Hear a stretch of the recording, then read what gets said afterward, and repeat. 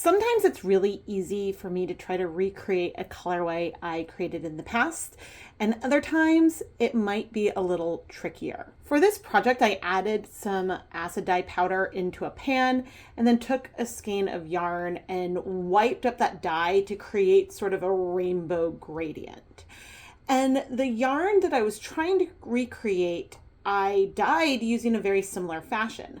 But the main difference was that in the original colorway, I had dye in the pan because I had speckled and it was leftover dye in the pan. And so I dyed this pastel rainbow over multiple layers of color using just a little bit of dye at a time.